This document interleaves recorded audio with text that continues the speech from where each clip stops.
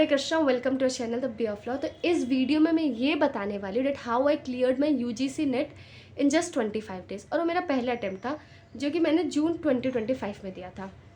अब मैं जो भी बताने वाली हूँ मैं पूरा का पूरा सच बताने वाली हूँ। इट्स नॉट कि अगर 25 दिन रह गए हैं तो मैंने कंटेंट के लिए 25 डेज़ कर लिया, नहीं। एक्चुअली मेरे पास 25 डेज़ थे प्रिपरेशन के लिए, तो I genuinely wanted to share, इस वजह से मैं उसे शेयर कर रही हूँ। देखिए, अगर आपके लिए काम करता है तो बहुत अच्छी बात है, क्योंकि आपने मान लो फॉर्म भरा है ना, और उसके बाद अभी 25 डेज़ रह रहे, किसी रीज़न की वजह से आप लोग प्रिपरेशन नहीं कर पाए हैं, तो 25 दिन रह रहे हैं, तो मतलब इतना होपलेस फील करने की ज़रूरत नहीं। अभी 25 डेज़ में भी हम लोग कुछ कर सकते हैं।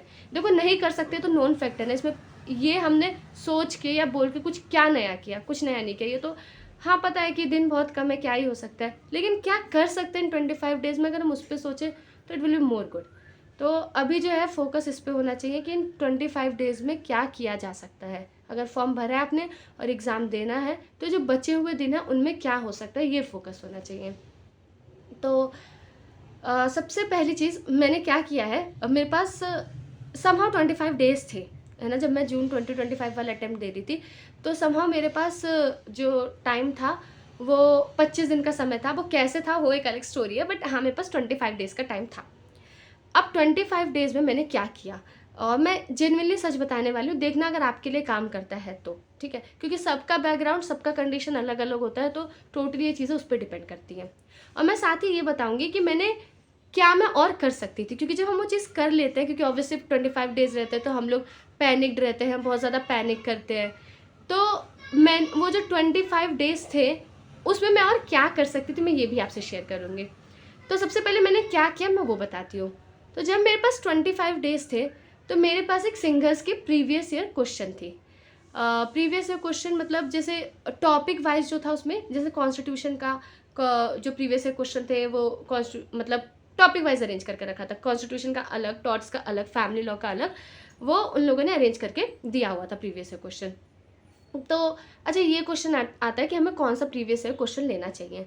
तो प्रीवियस ईयर क्वेश्चन लेना चाहिए या नहीं लेना चाहिए, तो देखिए चॉइस टोटली आपका है। जैसे आपको प्रीवियस ईयर क्वेश्चन मिल जाएगा, थोड़ा ढूंढोगे तो मिल जाएगा प्रीवियस ईयर क्वेश्चन। और आई थिंक बहुत सारे स्टूडेंट्स बोलते हैं कि टेलीग्राम पे भी मिल जाता है, मुझे उसका ज़्यादा आइडिया नहीं है, लेकिन ये है कि थोड़ा मेहनत करनी पड़ेगी। और अगर आप बुक ले लोगे तो ये है कि आपको अरेंज एक ही जगह पे आपको सब कुछ मिल जाएगा, ये फ़ायदा है। तो मेरे पास सिंगर्स की बुक थी, और उस सिंगर्स की बुक में एक और क्वेरी है, जो कि जो पीछे आंसर्स दिए रहते हैं, मतलब जो क्वेश्चन रहते हैं क्या उसके सही आंसर रहते हैं। तो देखो, मैं आपको बताऊँ, कोई सी भी बुक है, जैसे मैं आपको बताती हूँ, मैंने सिंगर्स देखी है, मैंने अमलानिका बोरा देखी है, आर गुप्ता देखी है। तो जैसे मैं इन बुक्स के बारे में बताती हूँ, कोई भी बुक ऐसी नहीं होगी जिसमें पीछे 100% आंसर सही है, आपको गलत आंसर मिलेगा। आप समझिए इस बात को, ऐसा नहीं है कि हर जगह सही आंसर है। मैं ये बोलूँगी मेजरली क्वेश्चन सही रहते हैं, आप लोग चेक कर सकते हो। और आज के टाइम पे चेक करना इतना डिफिकल्ट नहीं है, आपको बुक लेके चेक करना नहीं होगा। आप नॉर्मली क्या कर सकते हो कि मतलब आप इजीली सर्च करोगे, क्वेश्चन सर्च करोगे, आपको मिल जाएगा। इनफैक्ट आजकल तो एआई भी है। हाँ, मैं ये नहीं कह रही कि एआई पे पूरा ट्रस्ट करना चाहिए, बट एआई भी हेल्प करता है। इस पे लोगों के मिक्स्ड ओपिनियन रहते हैं, but for me it has been helpful. तो मैं बता रही हूँ कि वो हेल्प करता है अगर आप क्वेश्चन दोगे, क्योंकि कहीं ना कहीं आपने लॉ पढ़ा होता है, तो थोड़ा बहुत आपको आइडिया रहता है कि अच्छा ये ऐसे होगा, वैसे होगा।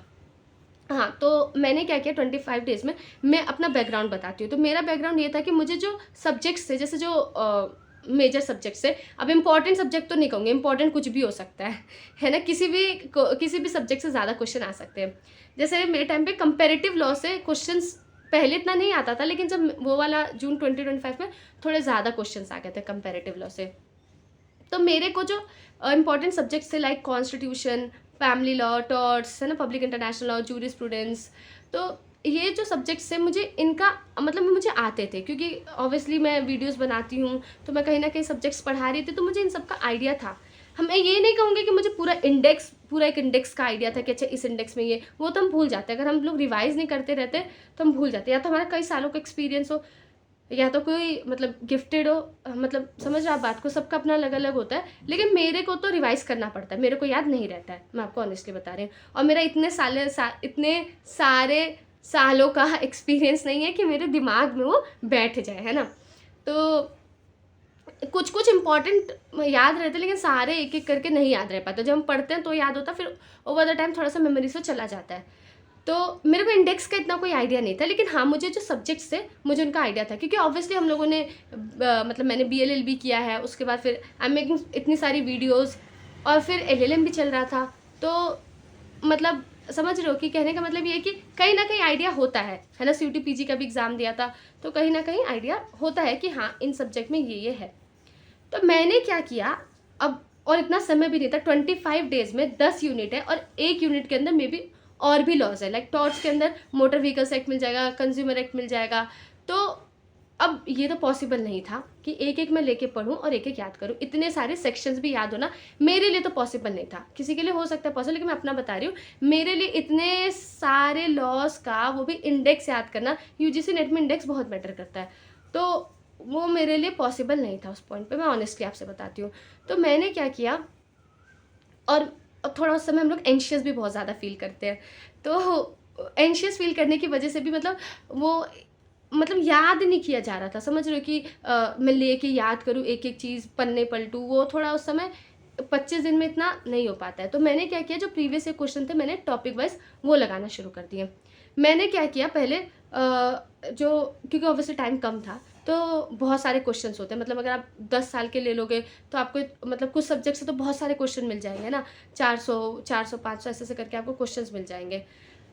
तो मैंने क्या किया, एक एक क्वेश्चन को मैं सॉल्व करती थी, जो मुझे नहीं आता था मैं कैसे, अब सॉल्व करने की जो टेक्निक थी, मैं आपको सॉल्व करने की टेक्निक बताती हूँ।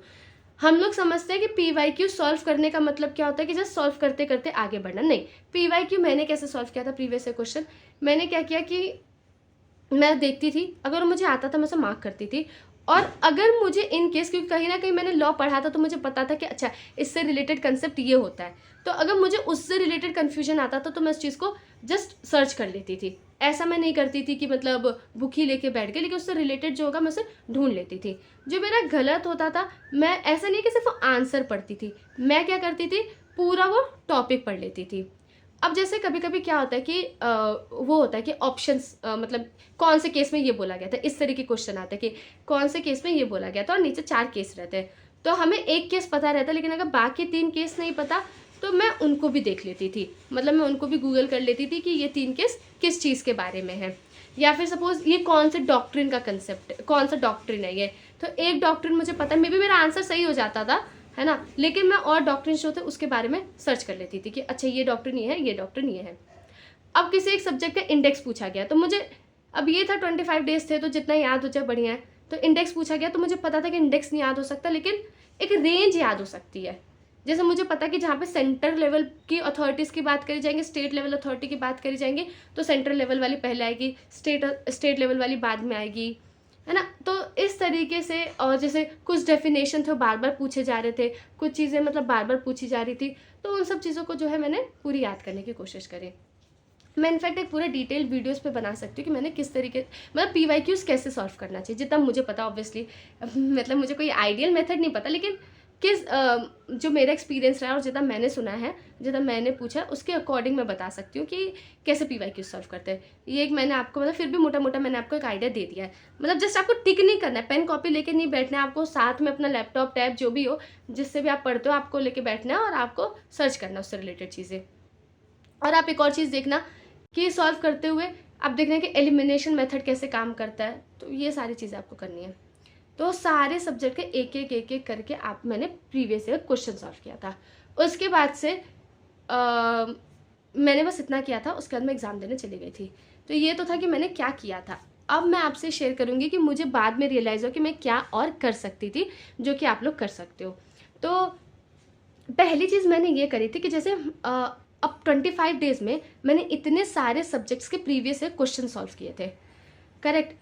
अब मैंने जब इतने सारे सब्जेक्ट के प्रीवियस ईयर क्वेश्चन सॉल्व करे थे, तो खिचड़ी मच चुकी थी दिमाग में, तो मैंने रिवाइज नहीं किया था। जैसे अगर मैंने सपोज कॉन्स्टिट्यूशन का सॉल्व किया, तो मैंने एग्जाम में देखा कि कुछ चीज़ें थी जो कि मैंने पढ़ी थी, लेकिन वो मेरे दिमाग में नहीं आ रही थी। मे बी वो 25 डेज में मैंने पढ़ा, बट मैंने एग्जाम में वो चीज़ आई, लेकिन वो मेरे दिमाग में नहीं आ रही थी।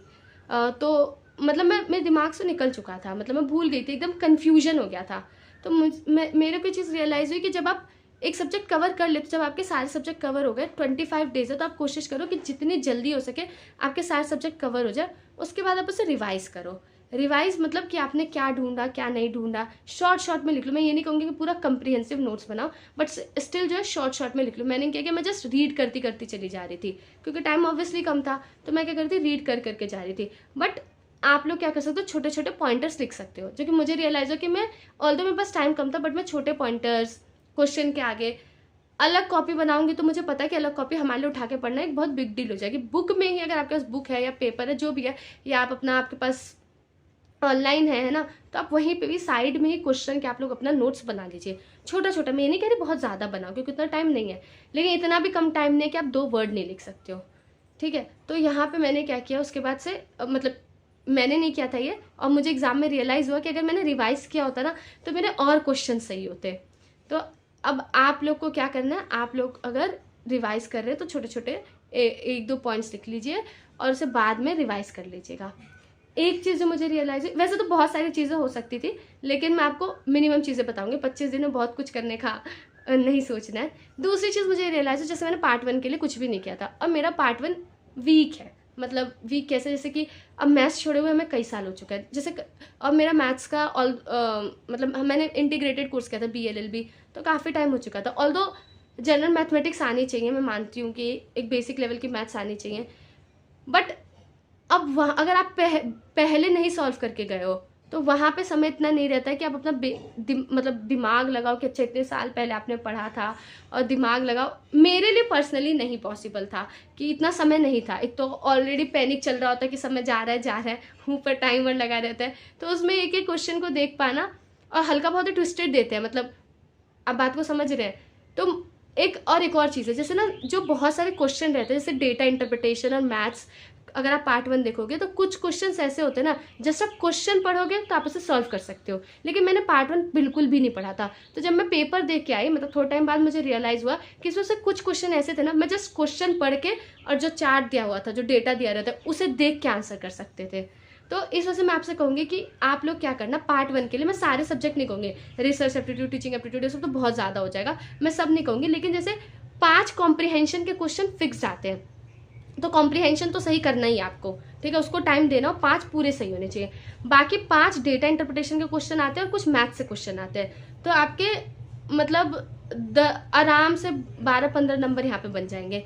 तो आपको क्या करना है, जो डेटा इंटरप्रिटेशन और मैथ्स से रिलेटेड है, उसके आप लोग वीडियोस देख लीजिए। वीडियोस कैसे देख सकते हैं, जैसे आप कंसेप्ट मत जाइए, आप डायरेक्ट क्वेश्चन सॉल्व करिए।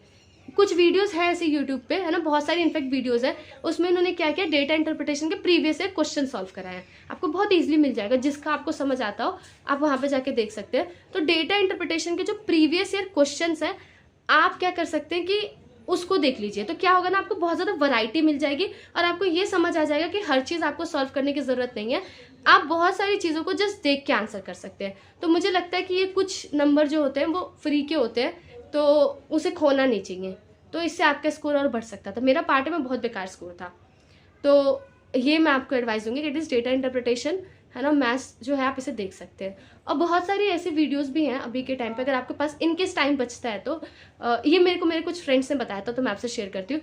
उन्होंने ये बताया कि जैसे पार्ट 1 नहीं समय मिलता है किसी को इतना सॉल्व करने का, और बहुत सारे स्टूडेंट्स रहते हैं जो अलग अलग एग्जाम्स की प्रिपरेशन कर रहे होते हैं, तो उन्हें लगता है कि it's a waste of time अगर हम लोग पार्ट 1 करेंगे। तो उन्होंने क्या बताया कि बहुत सारी ऐसी वीडियोस होती है जहाँ पे वो क्या बताते हैं, पर आप देख लेना बोनाफाइड वीडियो हो थोड़ी, ऐसे नहीं कि वो लोग टाइम वेस्ट करा रहे हैं, 1.5 घंटे का वीडियो है ना, 4-5 सवाल हो रहा है उसमें, तो थोड़ा वो सब देख लेना आप लोग।